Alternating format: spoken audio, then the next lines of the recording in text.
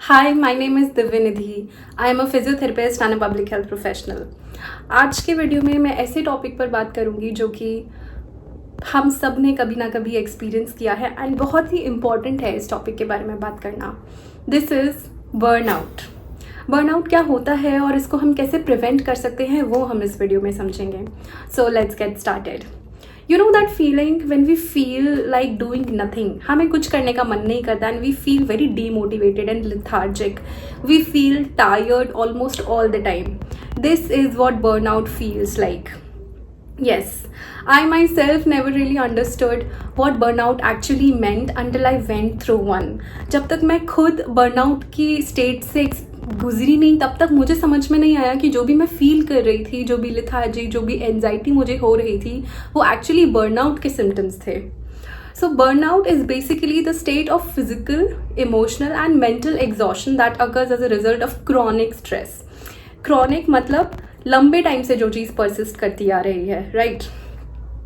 Now burnout can happen to anyone.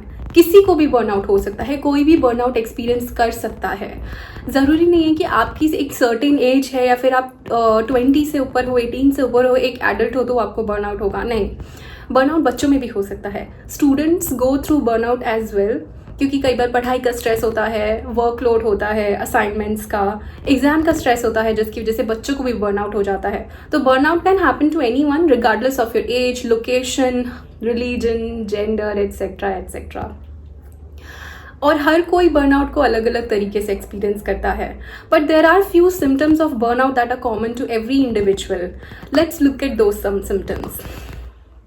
Restlessness, constant restlessness.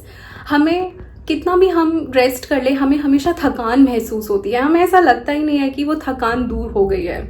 Anxiety मतलब हमें पूरे time anxious feel होता है. हम पूरे टाइम चिंता करते रहते हैं छोटी छोटी चीज़ों के, या फिर हमारा कोई काम है तो हम पूरे टाइम उस काम के बारे में सोचते रहते हैं. We are not stress free, you know.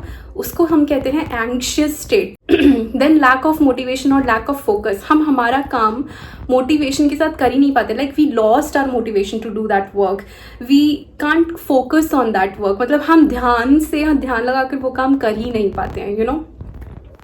Then there are some physical symptoms as well, जैसे कि हेडेक हो गया, stomach ache and even change in your appetite. कभी आपको भूख ज़्यादा लगती है या फिर कभी आपको भूख कम लगती है, but it is rare, but it is one of the symptoms of burnout. Now let's take a simple example to understand कि बर्नआउट की शुरुआत कैसे होती है. How does it begin. So for example, मान लो कि आप एक 9 to 5 जॉब है आपकी and you work from 9 to 5 6 days a week.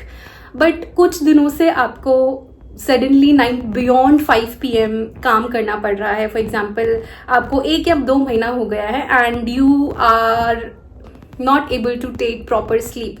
आपकी नींद पूरी नहीं हो रही है, आपको पूरे टाइम काम करना पड़ता है, आप सिर्फ 3-4 घंटे की या 4-5 घंटे की नींद ले पा रहे हो. So now you feel exhausted. मतलब अब आपकी बॉडी आपको ये बोल रही है कि आपसे काम नहीं होगा and you are physically as well as mentally exhausted. ये बर्नआउट की शुरुआत हो चुकी है. So while it is very common to experience burnout due to workload and stress, it is very important to understand the contributing factors of burnout, right? So it's very important to take some precautionary steps. I'm sharing you some tips that worked for me personally. Let's look at some of those. Step number 1. Setting boundaries early on. Yes, this is one of the most important steps according to me and often overlooked. मतलब इस step को हम सोचते ही नहीं कि ये भी इतना important step हो सकता है हमारी हेल्थ और वेलबींग को प्रायोरिटाइज करने के लिए. डे 1 से ही हमें हमारी बाउंड्री सेट करनी है. वो हम कैसे कर सकते हैं? By saying no to unnecessary task और by clearly communicating what you can do और can not do. For example, आपको कोई ऐसा टास्क आता है जो कि आपके मैनेजर या फिर आपका कॉलीग आपको बोलता है कि ये चीज़ करनी है, फिर या फिर आपके कॉलीग को हेल्प चाहिए उस काम के लिए. सो से कि मेरे पास ऑलरेडी ये सारे टास्क हैं, आई विल डू इट और I will help you later after completing my pending task. This is called setting boundaries, right. Step number 2, clear communication.